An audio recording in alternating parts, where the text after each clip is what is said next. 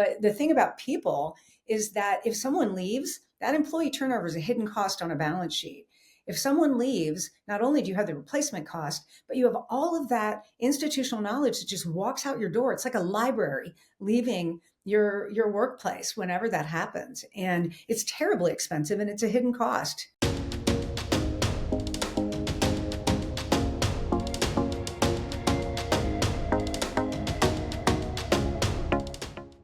Welcome to the Leader's Mindset, where we bring you illuminating conversations from impactful business leaders in our communities. Today, we're here with Christy Pretzinger, CEO and owner of WG Content. She's also the author of the upcoming book, Your Cultural Balance Sheet. Thanks for joining us today, Christy. Thank you so much for having me. I appreciate it. Well, it's my pleasure. And for everyone else who's joining us today, hit like, comment, and share right now so we can bring these game-changing ideas to as many people as possible. And don't forget to subscribe. You're not going to want to miss any of our upcoming interviews with leaders like Christy. So, for all of our viewers, have you ever wondered how a business rooted in kindness can thrive in today's competitive world? So, Christy, please share your journey with WG Content. How did it all begin, and what sets you apart in serving your clients? Well, first of all, it's been a long time. It's been actually 25 years. This is 25 years of the business and really 20 years since I've been actively building it. And when I started building it back 20 years ago, I said to my accountant at the time, if I can't build a business based on kindness, then I'll go back to being a freelance writer, which is what I had been prior. So then, like probably most people, anyone who's built a business knows that when you're starting it, you wear every hat and you are just running, trying to get things done and make sure that you've got some money coming in and that you have a pipeline. So it really wasn't, I always wanted to have that as an intention, and it was a way that I wanted to live my life. So it is part of who I am as a person. So it has always been a key element of the company. But until about 5 years ago, when we were working with some consultants, and the first thing they did was survey the employees to discover what was the core of our business, the thing without which we would not exist. And it came to light after surveying everyone that it was our culture. And I thought that was really interesting. And it kind of woke me up because I thought, oh, that's really interesting. And reminded me, harkened back to my original intention to build a business based on kindness. And kindness is actually one of our values. Our values are we are empowered, curious, kind, and fun. And we have many ways that we make sure that we live those out every day. There's all sorts of things that we actively do to make sure we keep those top of mind. Well, that sounds great. So the book is about a cultural balance sheet. It's really an intriguing phrase. What inspired this concept, and how does it transform the way you lead your company? Well, the whole way that the cultural balance sheet idea came to mind was I was having dinner with some other entrepreneurial friends, and several of them had had successful exits from their businesses, either selling to PE or exiting completely and selling to a publicly traded company, whatever. So they were talking about EBITDA and multiples and all that kind of thing. And I'm a person that often doesn't know what I think until I say it. And so I was sitting there with them and I said, wow, it's almost like, of course I look at my financial balance sheet, but it's almost like I look at my business through the lens of a cultural balance sheet. And one of my friends at dinner had been telling me I needed to write a book. And he said, well, there's your title. And I was like, oh, that's a good point. So then as I began exploring how to actually make that metaphor work, I wasn't even sure it was going to work at first. But what I learned is that as I was going through it and writing the book and reading other things and kind of processing this and figuring out what kind of structure it would take, I realized that unlike a financial balance sheet, in some instances on a financial balance sheet, your liabilities can become an asset, but not all of them. And in a cultural balance sheet, what I've discovered is that your cultural liabilities, if you have both an intention and an attention to focus on them, to uncover what is causing those liabilities and to work to improve those liabilities, they can often move over into the asset column, which is a unique aspect of a cultural balance sheet.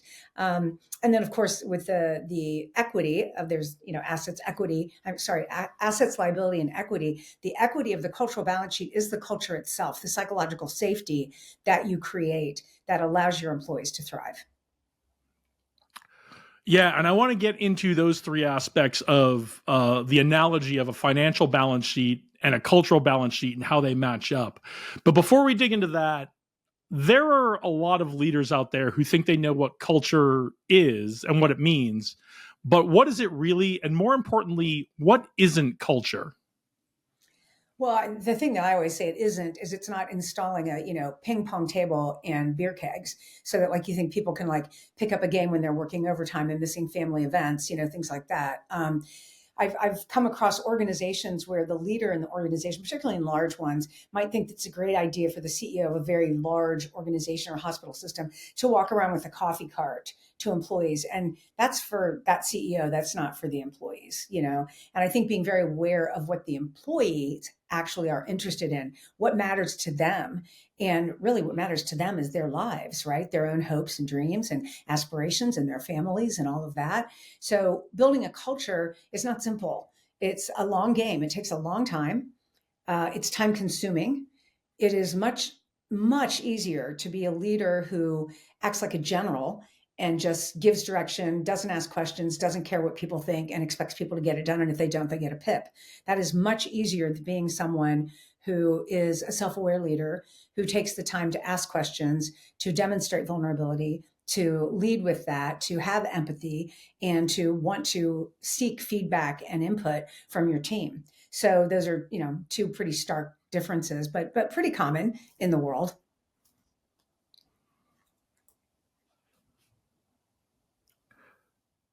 Yeah, it's funny you mentioned the CEO pushing the coffee cart around and the ping pong tables and the beer kegs, because I think your book is going to be a wake up call to a lot of companies whose culture is out of balance.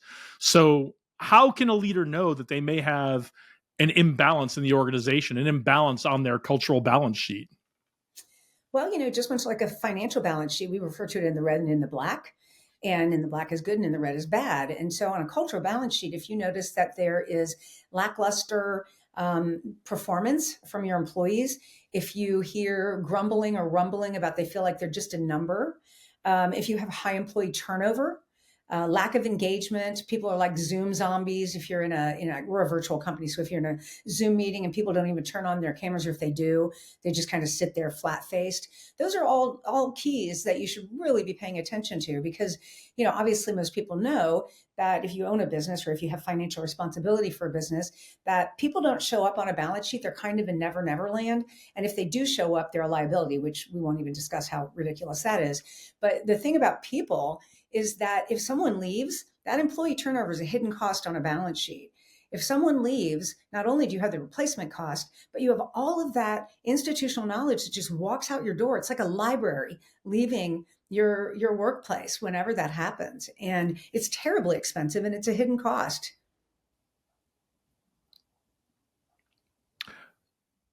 Yeah, you talk about in the book, and I appreciate you sending me an early copy of the book. I really enjoyed it. You talk about how fear is one of the things that is holding leaders back, holding culture back.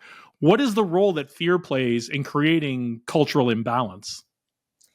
Well, in my own experience, I've seen a lot of leaders that, well, first of all, if you're an entrepreneur, almost all of us are afraid that we are one bad decision away from living in a trailer by the river and ruining the lives of everyone who works for us. That's just the nature of owning a business. Most of us are far from that, but there's an element of humility there. But when it comes to fear, I mean, I'm not afraid of that. When I first was building it, I was, can I make payroll? Am I making the right decisions? All those things. But when you've got a little runway behind you, the fear that I see that shows up sometimes is fear of letting other people shine, of letting your employees shine. I always was interested in hiring people that were smarter than me. And I'm pretty smart. I mean, I'm no slouch. So hiring people smarter than me means we've got a bunch of really crazy smart people that work at this organization. And every single one of them is better at the job, the role that they perform than I was when I did it. Because as the entrepreneur, I was doing all of these things, but I couldn't write the way our writers write. I could not project manage the way they do. There's no way I could do what my chief operating officer does. And my salespeople, they kill it much more than I ever could have. So being afraid of being shown up by your employees that they're better than you, smarter than you, do that job better, can really hold an organization back. And your employees feel that. they feel that they're not going to shine if they're afraid, if they can sense that they might outshine you. That's a big one that I think that any sort of leader, whether you own a business or just lead a team, needs to watch out. So, the mark of a true leader is about how many people you raise up, not how many people you hold down. It's funny because so many entrepreneurs, especially in the tech startup world, are used to being the smartest kid in the room, and it's very, very challenging for them to not try to outshine everybody else in the room, even when they really need those people to shine. So any advice for those entrepreneurs who are going from kind of being that entrepreneur phase to a bigger company on how to take that step back? Absolutely. I think that if you're, I'll say from my experience, if I'm the smartest person in the room, I'm in the wrong room because I'm a lifelong learner. I figure there are all sorts of, I already know what I know. I don't know what you know. I don't know what these other people in the room know. So I try to remember that I have two ears and one mouth and to use them accordingly. I think that's important.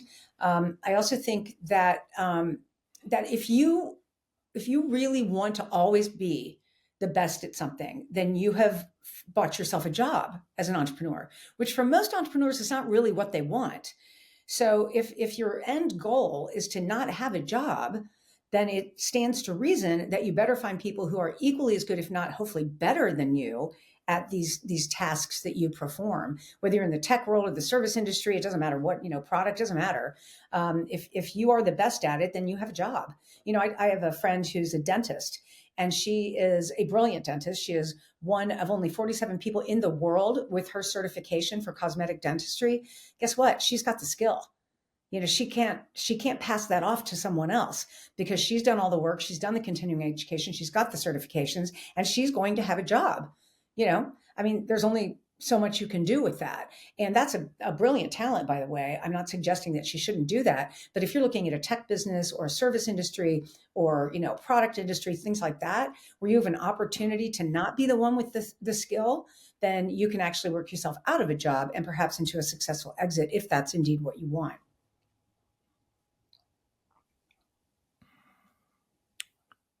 So it sounds like the first step is to adopt some strategic thinking and start asking ourselves the question, what is it I don't know? What is the range of things in the world I don't know? And that will help us not box ourselves into having a job, but really being a founder, an entrepreneur, and a strategic thinker.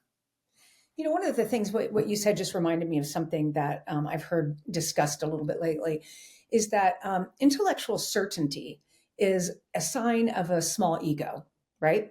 That I know what I know, and I know for certain that it's true. There are very, very few things that I know for certain are true. And if you have some intellectual humility, like maybe I don't know everything, maybe this thing that I've believed for a long time, whether it's about like I'm the best salesperson or this is the way we should do this business because I know that's the best way. If you have a little bit of intellectual humility there, a little bit of self-awareness and openness to the ideas and thoughts of other people, it might get better. You might actually learn something that improves whatever it is that you're trying to do, whether it's trying to make your business bigger, whether you're trying to sell better, whether you're trying to make a better product, whatever that is. If you have some intellectual humility and are open to the innovative ideas or thoughts or creativity of those around you, it'll serve you well. It sounds great. One of the key principles that you advocate for is to treat our employees as assets. Tell us what that really means. Well, just like on a balance sheet, you have your assets and all the things it might be. If you own a building, it's money that you have. It could be accounts payable, all sorts of things like that. When it comes to your business, there's many things that are assets, but the number one thing is your people, because nothing happens without those people. Now, if you're a sole proprietorship, that's a whole different story. If you're just a solopreneur, you can be a sole proprietorship and have a business, but if you're a solopreneur, you're the only one, that's a whole different story. Then you are your biggest asset. But if you have a team of people, that team of people is your biggest asset. And it behooves you to treat it as such, just like you take care of your money. You invest it wisely. You keep your powder dry. You don't, spend it like a drunken sailor. You're cautious with that. You need to do the same thing with the people that are your greatest asset. It seems pretty clear to me, but yet I noticed that a lot of people don't really, a lot of business owners don't think about it that way. It's really just a shift in your thinking. And one of the things that I've discovered in my lifetime is that something that connects us as humans and that is very effective as a leader is understanding that every single human being, whether it's you, me, work, play, friendship, relationship, doesn't matter, everyone needs to know that they matter, that their hopes and dreams, their fears, their family, all of that stuff matters. And I work to make every employee, even though I don't speak with every employee daily, know that they matter to me. Their hopes and dreams matter to me. It's important to me that they have life work balance, not work life balance. It's important to me that they have the freedom to live the life that they want and still do meaningful work. One of my favorite parts of the book, I'm not going to give away too much of the book, but there were a couple favorite parts I had. One of my favorite parts is you engage in a little wordplay with the word appreciation in terms of recognition, but also helping employees appreciate as assets, just like we would do with our financial balance sheet. Mm-hmm. Tell us how these go hand in hand. I love the word appreciate. I'm a word person, obviously. The company used to be called Writer Girl, and I was a writer, so I love words. And I use the word appreciate more than I use the word grateful, even too, because when I think about the word grateful, inherent or implied in the word grateful is, oh, I might not have this. Whereas if you say appreciate, I appreciate something, you are paying attention to it and adding more value to it. And that's the same thing with your employees. It's like if you show them appreciation and you encourage them, if it becomes kind of a cultural best practice that we show appreciation for each other. We give each other kudos. We have lots of opportunities to do that. We have actual processes in place to ensure that we do that to one another. Then what happens when you show appreciation is that employee actually appreciates and value because their needs, their human need has been met to know that they're being recognized, that the things that they do actually make a difference in the lives of their coworkers. Can you give us an example of a company that's doing that really well? I think that there are examples. There's like Zappos has always been a good one in spite of the tragedy of that founder's story. That organization has always been a leader in setting the culture, and they do all sorts of things at that organization. And as we all know, it's a massive organization now owned by Amazon. So I do not know if that culture has continued, but when it was Zappos, they were really big on various things that they would do, like even giving someone a special parking place, or they had these little, and that was a different company. Another company had these two little fish animals, like stuffed animals that would float around the organization. They would swim around the organization and employees would give them to each other. And then there was an informal place where people could see, oh, who got the whale this week and why did they get it? And that kind of thing. So it created a culture of recognizing one another. And, when it comes to recognition, we know that babies cry for it and grown-ups die for it. We all want recognition. We just need it as human beings. Yeah, Zappos is a local Las Vegas company here. Their headquarters is right in downtown Las Vegas. So we get a lot of interaction in our startup community from folks who have worked in Zappos in the past or are still working at Zappos. And I don't know about the fish thing, if that's still going on, the whale thing, but they're always talking about those little bits of recognition, not just what the company does for the employees, what the employees do for each other. And even being absorbed by Amazon, that still exists to this day, to my knowledge. I'm really happy to hear that because you never know, because I hear not so great things about the culture at Amazon, but it's so massive. I would imagine there are pockets that are good. I can't speak to that, but I'm happy to hear that Zappos culture has continued to thrive in that. And again, it's what I always say about our company is that the whole is greater than the sum of its parts. And so what you just gave the example of, the people have lots of opportunity to recognize each other, and that feeds on itself, just like being mean to one another feeds on itself and creates a whole different system, but actually establishing, those processes, it's fun. People actually, we like being nice to other people. Kindness gives you a giver's high, right? Where you're like, oh, wow, that really felt good to recognize that person. Now, WG Content has been a remote work company from the very beginning. What makes your company successful working remotely? Well, as I say in the book, when I started the business, I never wanted an office because I never wanted to go there. I had gotten used to being a freelance writer, to being able to work in comfortable clothes, to make my own hours and, throw in a load of wash while I was working. So I really wanted to hold on to that. And then as the company grew, I felt that there was an opportunity to share that primarily with other women because I had a young son at the time. And I wanted to be able to be around for him and, go work in the lunchroom if I wanted to, or pick him up after school or things of that nature. So that was very much the driver for me. And what has happened is because we are virtual, we have to be very intentional about building the relationships. It's not something, you don't have a water cooler and you don't usually go to lunch with each other because you're all working remotely. So from the beginning, I have always tried to make sure that we have processes and meetings and we establish the structure in our organization in such a way that allows people to connect, having formal meetings, making sure that everyone is in those meetings, having small group meetings where people get to know each other across different departments, all contribute to making a virtual relationship, a virtual work environment successful.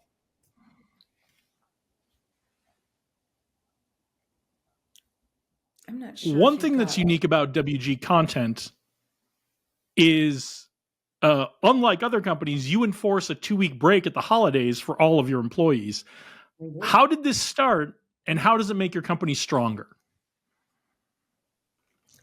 I don't remember. We've been doing it for a long time.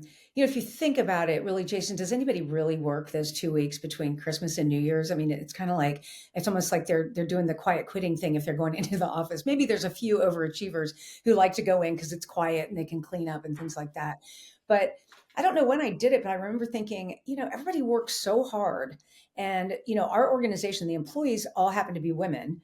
And there are, contractors that are men, but the employed people are women. And I started thinking, they're the ones doing everything, right? They've got little kids. Some of them have little kids, and they're doing all the Christmas things. They're doing all the shopping, trying to get everything made special for the family. Because generally speaking, that still tends to fall on the woman of the household. And I started thinking about it, and I thought people like to have that time before Christmas, because after Christmas is just like collapse. But before Christmas is when you got to do all the shopping and you got to get everything taken care of and you want to decorate and you want to do all that stuff.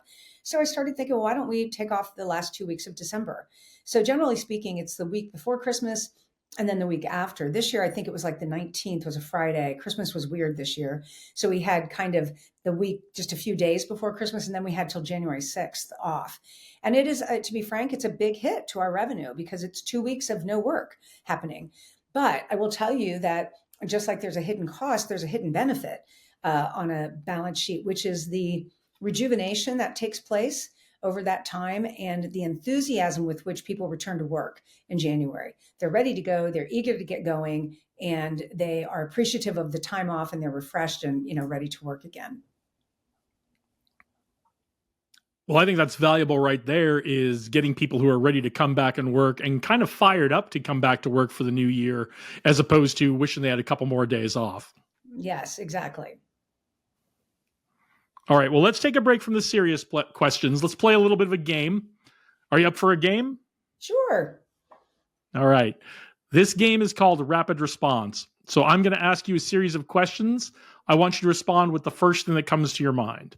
Now, that doesn't mean you have to give a one-word answer. Feel free to elaborate. Feel free to tell us everything you need to be thorough about your answer. But we're looking for the first thing that comes to your mind, okay? Okay. Are you ready? I'm ready. All right. Christy Pretzinger, rapid response round. Your time begins now. Podcast recommendation. I love 10% Happier with Dan Harris. I like The Daily sometimes from the New York Times, not always. I love Fresh Air with Terry Gross. And I also listen to one called Luna Shark, which used to be called the Murdoch Murders podcast. And it's two young women that are pesky reporters, journalists, and they have uncovered a lot of serious issues with the justice system, largely in South Carolina. And it's really interesting. And I'm encouraged to see younger women really doing great work that's meaningful and making a measurable difference in the lives of those people.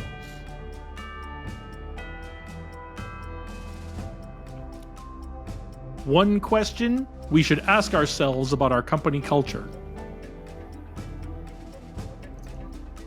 What role do I play in the culture? And I would say, looking at that, that's a pretty multi-layered question. Because I personally think that understanding that role requires that you have a fair amount of self-awareness to be able to see the impact that you have on the culture, that you actually set the tone, and your behavior, whether it's good or bad, feeds into the lives of the people that work for you. Someone underrated we should all be paying attention to. Oh gosh, someone underrated we should all be paying attention to.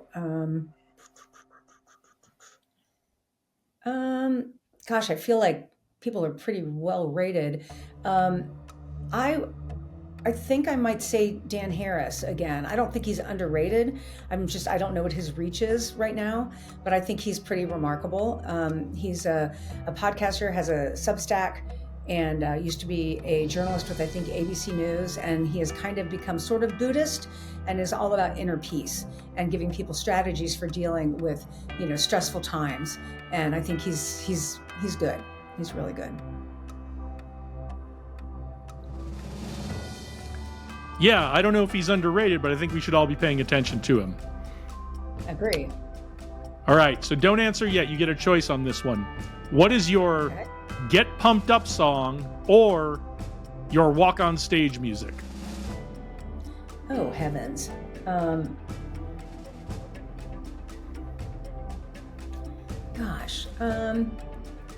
It's funny, as I've gotten older, I used to listen to music all the time, and now I'm like an auditory learner, so I'm listening to a book or a podcast all the time. So I don't listen nearly to as much music as I used to. The thing that came to mind, which is funny because I don't really even know that I love this song, but probably like I'm So Excited by the Pointer Sisters, just because it is kind of exciting. It's like, it's an energy thing, and it like gets people thinking like, oh, I'm gonna hear something interesting here. And that would be more like a walk-up song, I think. Yeah, I find the same thing as as the years go by, I'm listening to more books, I'm listening to more podcasts, and there are times I find myself really missing listening to music, and I'm starting to make a more conscious effort to try to listen to more music. Yeah. I mean, even at my age, I'm a Swiftie. I love Taylor Swift, and if I could think of the names of her songs, there's probably one of those that I would say, gets me excited because I think she's a rather prolific poet and songwriter, and quite an admirable young woman. I don't think I've known the name of a song that an artist sings in 20 years since we started downloading everything. I don't know the names of songs anymore. I agree. Just like I don't know phone numbers anymore. It's like I've got this device and I push a name and there you go. Same thing. I can remember 2 phone numbers. That's it, 2. I can remember the house I grew up in Connecticut, the phone number there, and I can remember the dorm room I lived in freshman year of college, and that's it. Those are the only 2 phone numbers I can remember. I can't believe you can remember the college one. I can remember the house I grew up in, and I can remember my childhood best friend's phone number. And actually, I know my partner's phone number because he's got a really easy one. That's his work phone number. When he retires, I will not know how to reach him. Yeah, I don't know why it's those 2, but it's those 2, and then my personal cell phone number, but that's it. Right. The biggest influence in your life? Probably the biggest influence in my life was a book I read when I was 17 years old. It was called The Nature of Personal Reality by Jane Roberts. And what has now become more common knowledge in the field of neuroscience, since we know about neuroplasticity and how we manifest literally with our brain, not just visualization and things like that, but how we actually use the brain and our default mode network and things like that to manifest. That book back in 1978 was written like in 1963. I read it in like 78, 79, really taught me something that formed my worldview, which was you get what you focus on. And then I went on from there and have continued to believe that and seen it to be true in my own life. And of course, seek out other information that, reinforces that belief, because that's what we do. And so I've read a lot about that over the years. Well, now I don't need to ask the book everyone should read question, unless you've got another one for us. Oh, I do. Actually, I would recommend, that one was a really hard read because it was written in 1963 and trying to explain quantum physics, which wasn't a thing yet. So I would recommend today the book Mind Magic by James R. Doty, D-O-D-Y. and he is a neuroscientist and a neurosurgeon practicing out of Stanford. And he talks about mind magic, what I was just saying, using actual brain knowledge about how we actually create things in our lives. What happens, what's the actual methodology of using your brain to create the life that you want. And it's really well written, and it's scientific, which I love. I read that book like I was studying for a neuro exam. Sounds really great. I'm going to have to check it out. Something you're looking forward to as the weather gets warmer. Well, maybe not as the weather gets warmer, but we're going to Paris at the end of the month just for 5 days because we're going to go see Notre Dame. And we're definitely going in the off season because it will not be crowded. It'll be cold, but if you dress appropriately, it's fine. And I love Paris. It's like my favorite place in the world. So I'm looking forward to that. As the weather gets warmer, I'll be looking forward to golfing again. I'm not good. Same. Yeah, Same. I like trying. So you're going to Paris. Our next question is your dream vacation spot. Is Paris your dream vacation spot, or do you have another one? I mean, I've been fortunate to spend a lot of time in Paris, especially over the past couple of years. I found an apartment in Paris that I rented for 2 months in 23 and a month in 24. So I liked being able to just kind of live there. So I don't know if that's vacation as much as just living there, you know. In terms of vacation spot, I really loved Greece. I love Italy. I'm obviously a European traveler. I like Europe. My dream vacation, what I really would love to do and aspire to do, is to be able to take my family on a private yacht around the Greek islands, because we've never done the Greek islands. We did a Rick Steves tour of Greece, which was fascinating, and I loved it. But I think it'd be really fun to be able to do a private yacht around the Greek islands. That sounds fantastic. A few years ago, got almost 10 years ago now, I learned to sail yachts with a couple of friends, and we did that around the Virgin Islands. We did that 2 years in a row, and we've always wanted to go do that again in the Greek islands and around Croatia and that kind of thing. Yes, absolutely. Yeah, Croatia's the hot spot now. Just got to make sure you don't go in busy season. Yeah. A future business trend you're excited about?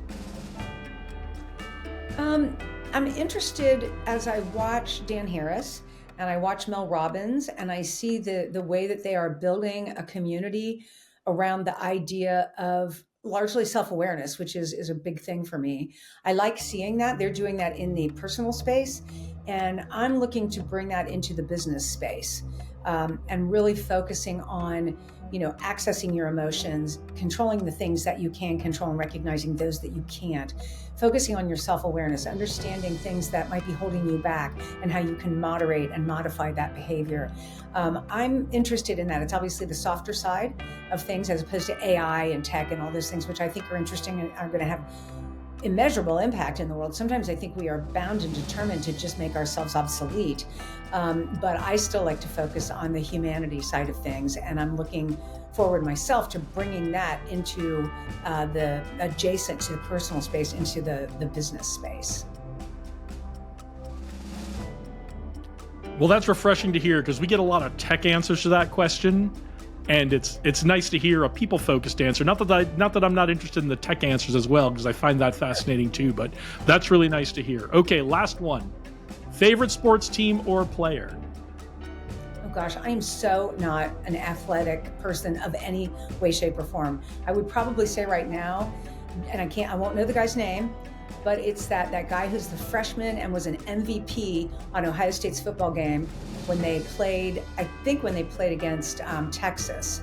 And he's like unbelievable. I mean, I watched that kid and I'm just like, we have a whole household of Ohio State fans.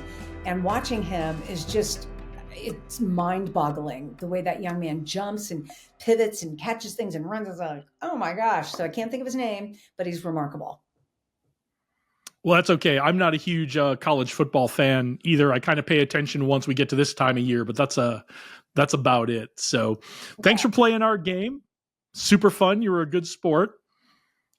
Now, we talked about the asset side of the cultural balance sheet. Let's talk about the other side, because I think it's important to follow the analogy of the balance sheet. What are some of the liabilities that leaders could be holding on to that impact their culture? Well, the first one that always comes to my mind is rigidity. Like if you are a leader or you have leaders in your organization that you ever hear yourself or them saying, well, this is the way we've always done it, that's a big old red flag, because that means you're not open to new ideas. You can probably, end up bankrupting yourself by refusing to be adaptable or flexible. And as I said earlier, if you become aware of that and you focus on it, and you have an intention to pay attention to that, you can actually turn that rigidity into an asset by developing some flexibility, some adaptability, some ability to pivot, and then it moves over into the asset side.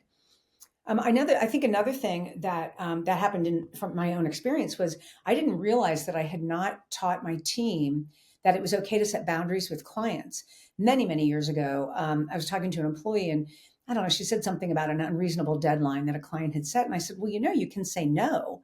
And she just looked shocked. She was like, "Are you kidding me?" And I thought, "Oh, okay. I need to teach people the importance of boundaries."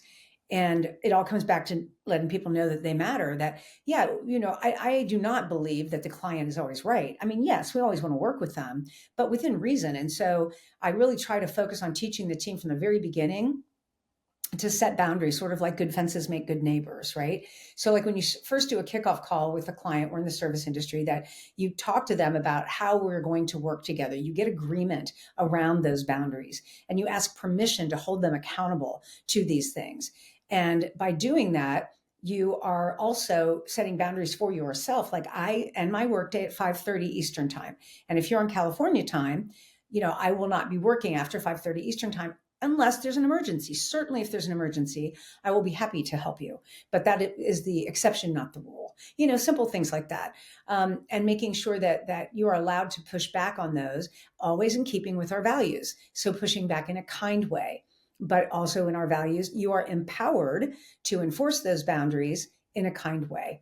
So that's another one that I think is important. That a lack of boundaries can lead to all sorts of passive aggressive behavior, when somebody's like, yeah, I'll do it. It's fine. It's fine. And it's really not fine at all, which leads to resentment and then all sorts of just bad things you don't want in your organization, and ultimately burnout, and people can leave. So I think that not understanding the importance of boundaries and not teaching your team the importance of boundaries can be a real liability on a balance sheet. There's many more, but those are top two, I would say.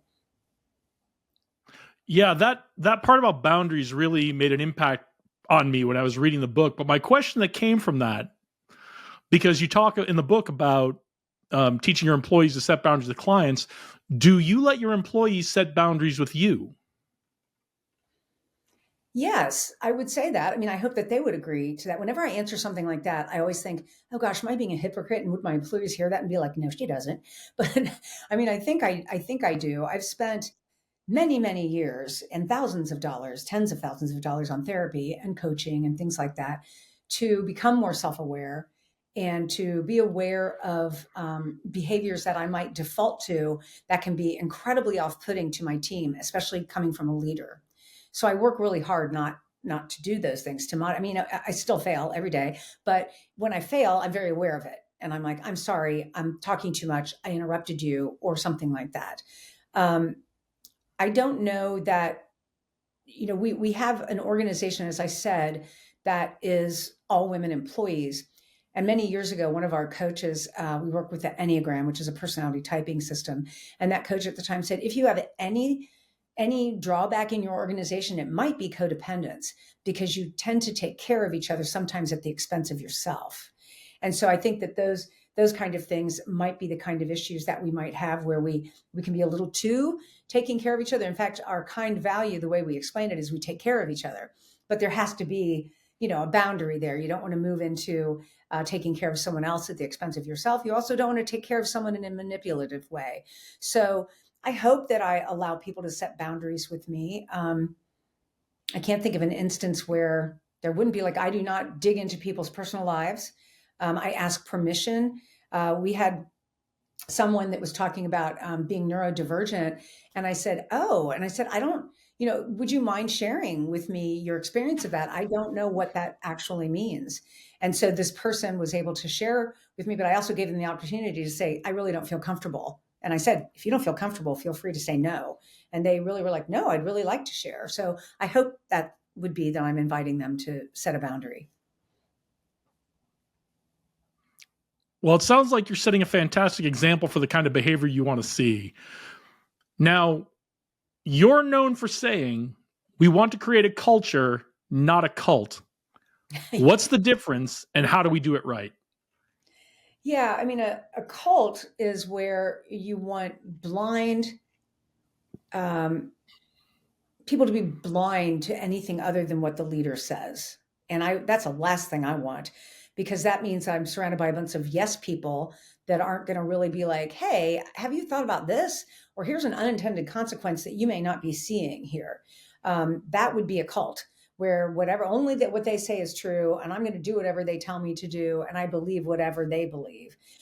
In a culture, the important thing is that it is collectively built. We co-create it together. A leader doesn't create it. The team creates it together. I always say that I am very fortunate to lead an organization and to set the tone, to cast the vision for the culture, but we all co-create it. They more than me, because they're working so much more with each other than I am. They co-create this culture every day. And if they didn't have a commitment to co-creating this culture, then it would be a very different situation. All right. So, as we wrap up our discussion on the cultural balance sheet, I need to address all the accounting nerds out there who are watching and waiting for us to talk about the last part of the balance sheet, the equity part of the cultural balance sheet. Tell us what that part contains. Tell us what it tells us about our culture. It's different. This is very different than a financial balance sheet, because on a financial balance sheet, it's assets minus liabilities equals equity. Whereas in a cultural balance sheet, the equity itself is the culture you build. That becomes the equity. And it's really invaluable, that culture. And it is the psychological safety, the thing that Simon Sinek refers to as the circle of safety. And I love the way he talks about, if it's a circle of safety that includes we, and you're protecting we includes me. So it's a literal circle, and that is the equity. The cultural equity is the culture itself.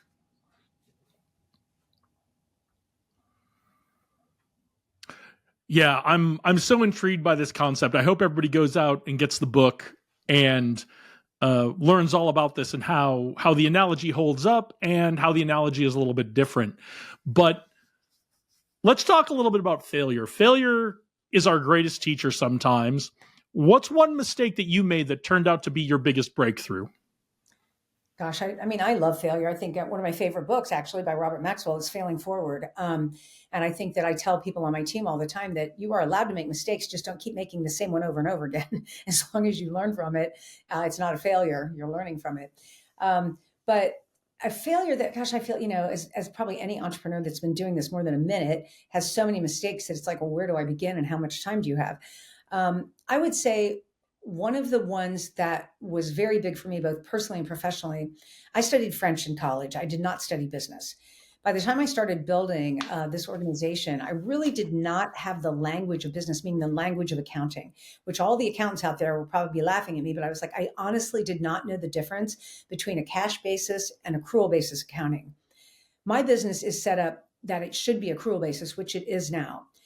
Because we collect a lot of cash up front and then we work it off over time, as long as a year, 2 years. So we would not want that to be a cash basis. I mean, you could, it doesn't, it's not devastating, but it was devastating to me because I got a divorce many years ago now. And when I got a divorce, my business was on a cash basis. So we collected a bunch of cash up front. Being a sole proprietorship and S Corp, that flowed through to my W-2, and it looked like I had a lot of money. Now, I didn't own that money. If I would have absconded with that money, they would have come after me legally. But in a divorce proceeding, I ended up paying spousal support based on that cash basis. That was a big wake up call when I realized that. And I was like, okay, here's a little tip for anybody who didn't study business in college and has a business. Get the language of business and understand those kind of things. And also understand that a CPA simply means that you passed a test. It does not mean that you have financial acumen at all. That was a very big lesson for me. Yeah, when I did my MBA, I learned that very quickly. When you do your MBA, at least here at UNLV, the very first course they make take everybody take before they take anything else is accounting, so you can learn that language of business.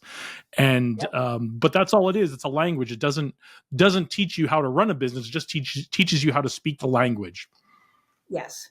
Yes. You seem pretty calm and low key about most things. How do you stay calm in the face of chaos? And what's your advice for leading under pressure? Well, I cannot overestimate the importance of the cumulative effect of a daily meditation practice. Now, I, like most people, I go in and out of it. It's not something that I've been consistent with all my life, but for many years, I've been relatively consistent with it. And in the chaotic world in which we live, I think it's really important to be able to find that inner stillness, that inner peace. And for me, excuse me, that comes through meditation.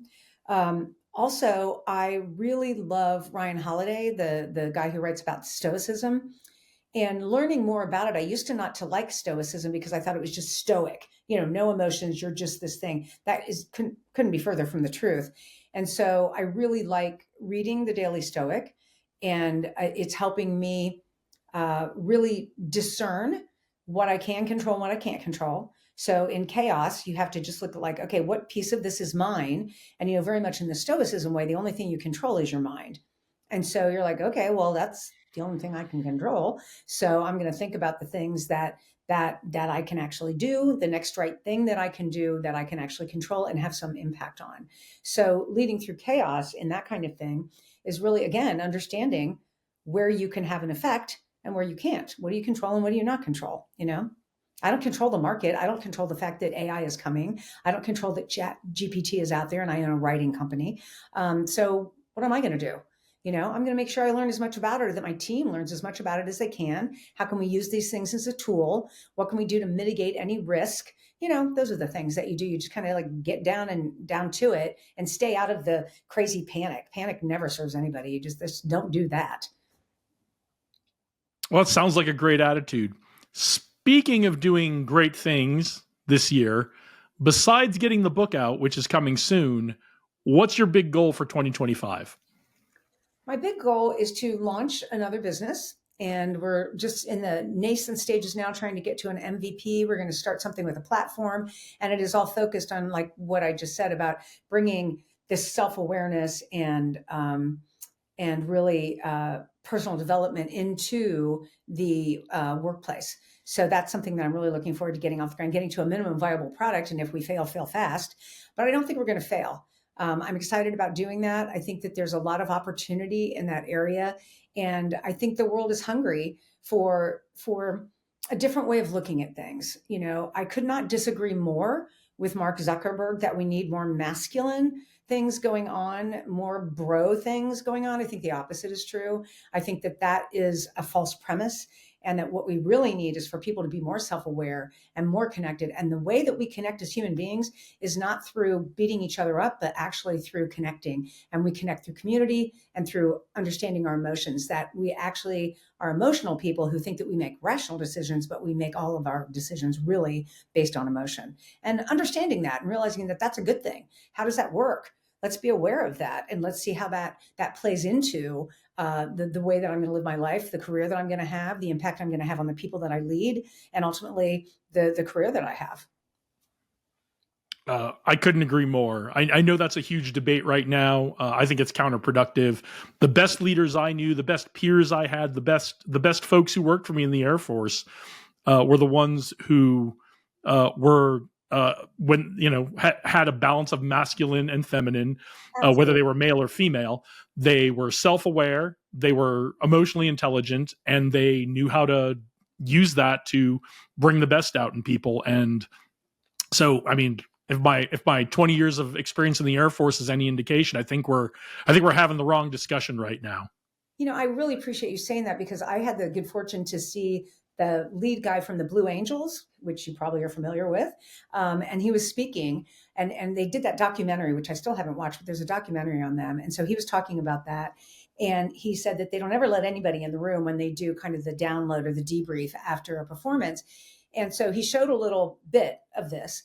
And then he asked people in the room, What did they notice? And he was on the other side of the room, so he didn't get to come to me, because what I really wanted to say, to your point, was I wanted to say what I noticed in that room was a complete openness and vulnerability from every one of those people. There was one woman and the rest were men, and a complete lack of weakness. There was no weakness.